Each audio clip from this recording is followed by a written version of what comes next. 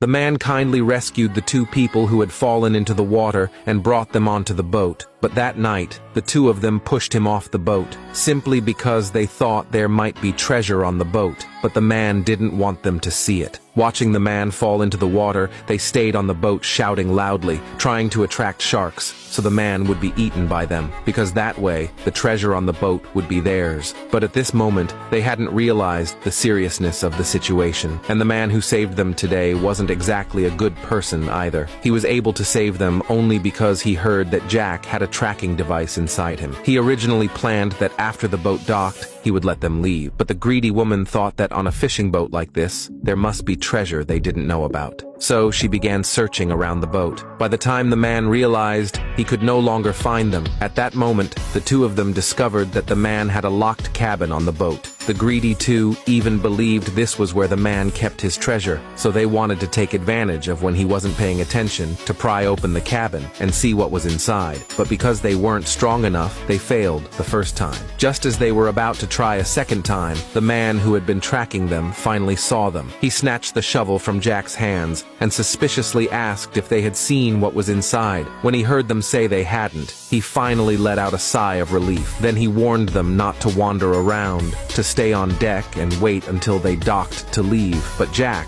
who had been spoiled since childhood, was not afraid of the man's warning at all. He thought the man just wanted money, so he offered jewelry worth millions of dollars to the man, hoping he would open the cabin and let him see. But the man knocked the jewelry to the ground with the shovel. He originally wanted to get rid of them right then, but thinking about Jack's tracking device, he decided to spare them for the moment. But he warned Jack and the woman to leave immediately, never to approach the cabin again, or they would pay the price. However, the two only pretended to leave, planning to wait until night when the man was asleep to sneak to his side and get the cabin key. Little did they know, the man was only pretending to sleep, wanting to test them to see if they would give up. But unexpectedly, they once again crossed his bottom line. And at that moment, the two were smugly looking at the now unlocked cabin, mocking the man as a miser. But the man appeared before them at that moment, telling them to take life rings and leave immediately. But the two just looked at the man getting closer to the edge, as if they had thought of the perfect plan. Then they shoved him into the water, deliberately shouting loudly to attract sharks, so they would eat the man. Seeing the sea calm again, they thought the man must be dead.